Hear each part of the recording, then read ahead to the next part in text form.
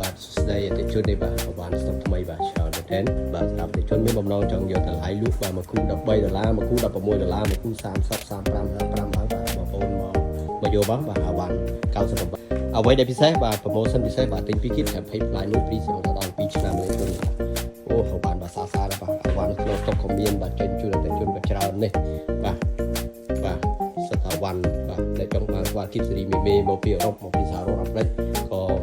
ចង់បានអាវ៉ាន់ Sin Original បាទមកអាចធ្វើបានណាបាទស្តុកបាទនៅឃ្លាំង26ប្រចាំរាជធានីភ្នំពេញបាទក៏ដូចជាឃ្លាំងម្ដុំធំបាទរបស់ក្រុមហ៊ុនសង្កាត់ទីណាបាទយើងមាន2ទីតាំងសំខាន់បាទទីតាំងទី1បាទនៅឃ្លាំងថៃសម្រាប់តម្លាក់ទូបានចូលបាទកាត់ជូនមេបាទម្ចាស់ឃ្លាំងធំបាទក៏ដូចជា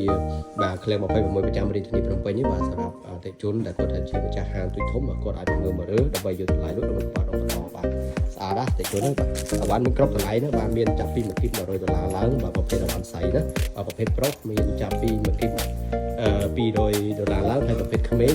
មានចាប់ពី1គីត$100ឡើងនេះបាទនេះក្មេងណាបាទស្អាតមែនទេអតិថិជននេះបាទស្អាតបាទរង្វាន់របស់គ្នាណាបាទសាងប្រាក់ចំណេញបាទក្នុងមួយខែអ្នកដែលចង់សាងប្រាក់ចំណេញបន្ថែមបាទក្នុងមួយខែចន្លោះពី$500ទៅ